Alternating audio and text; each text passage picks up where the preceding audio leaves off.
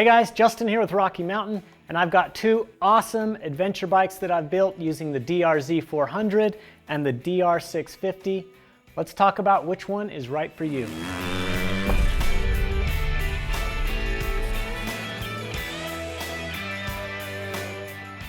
All right, so I've had these bikes for the past few years, and I've taken them on a lot of different adventure rides all over the Western United States, and I can tell you that both of them make great little adventure bikes.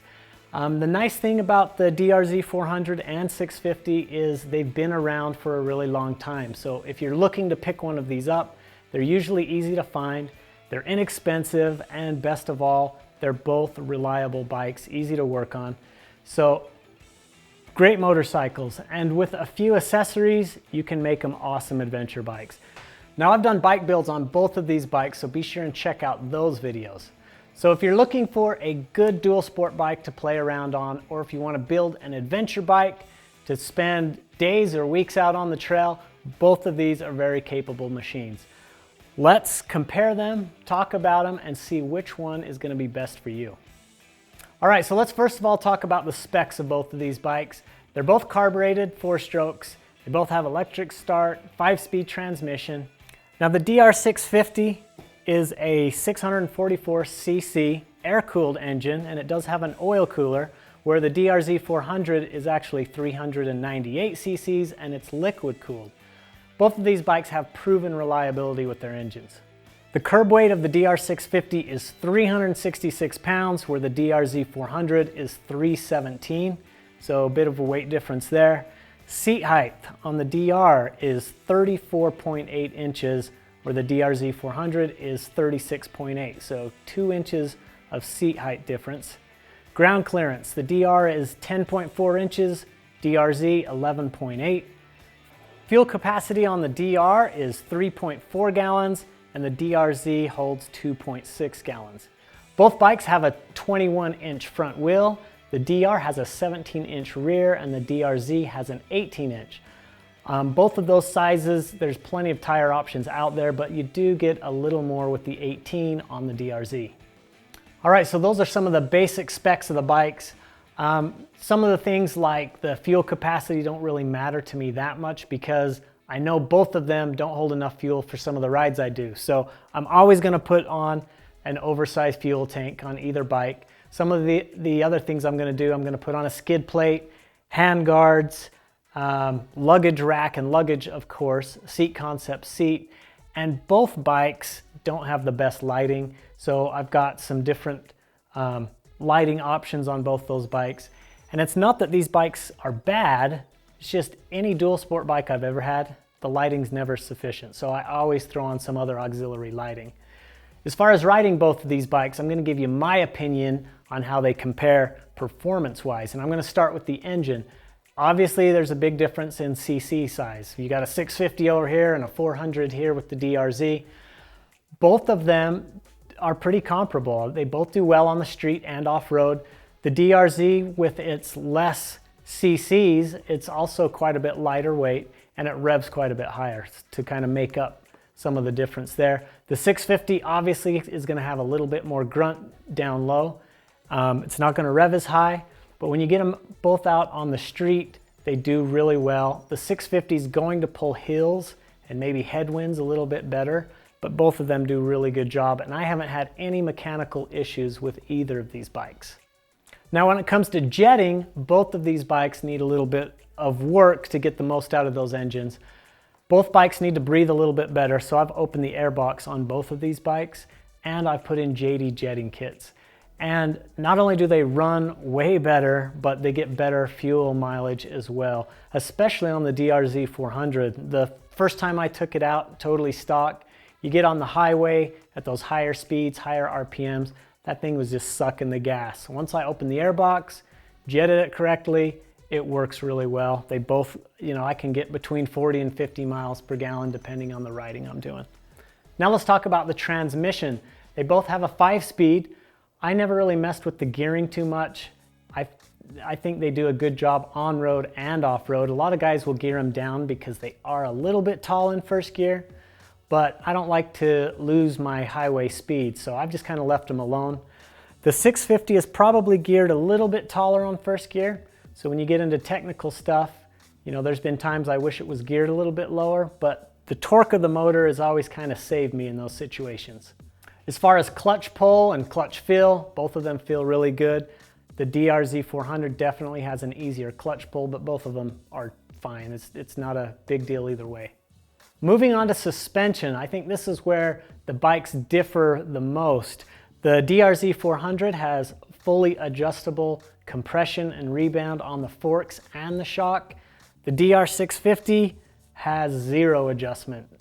And the bad thing with the DR650, while the suspension does work pretty good, it's undersprung. So it comes very soft, and if you put stiffer springs in it like I did, it's going to make the bike rebound a lot quicker, and you don't have any adjustments to slow it down. So when you get into the off-road riding part of things, the DRZ definitely has better suspension because it's adjustable, it's sprung a little bit better. Both bikes, if you're going to be packing a lot of luggage, depending on your weight, you may have to put springs in the bike regardless. But the DRZ is definitely a little bit easier to adjust because it does have those adjustments.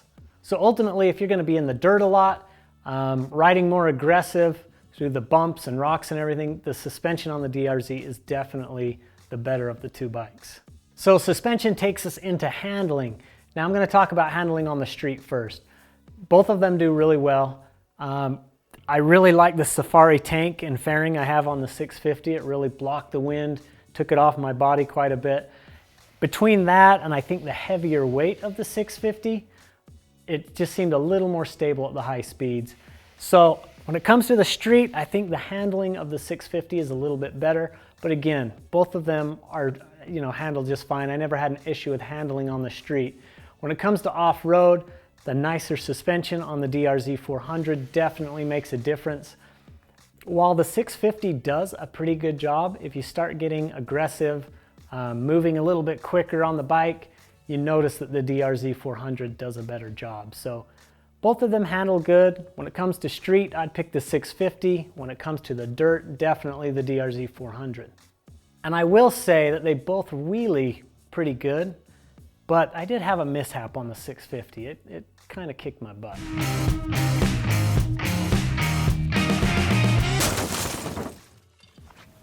Okay, homie. Dude, I gotta stop wheeling.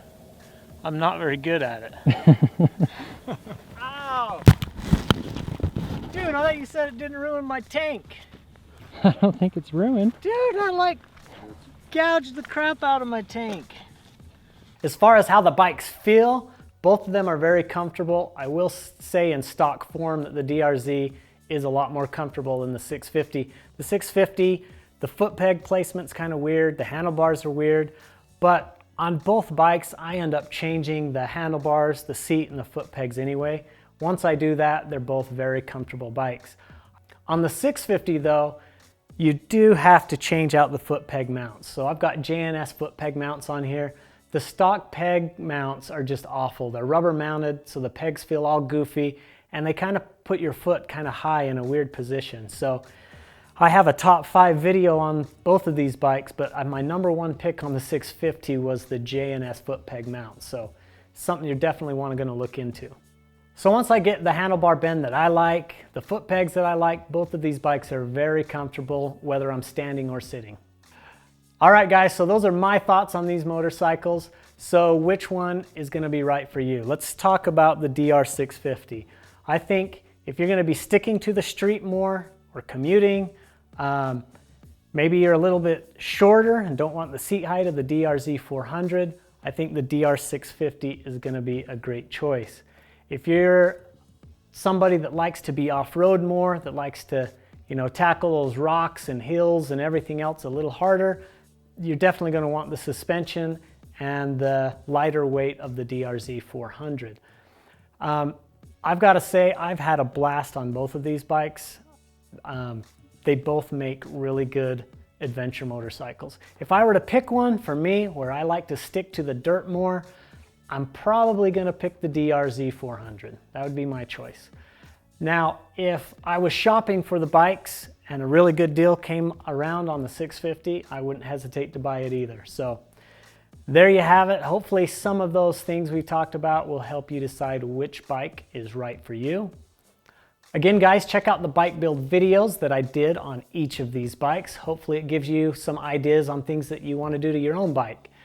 I even have other videos specific to these bikes, so check those out. Give me a thumbs up if you like this video and put your comments down below. I want to hear what you guys think about these bikes, what you've done to them.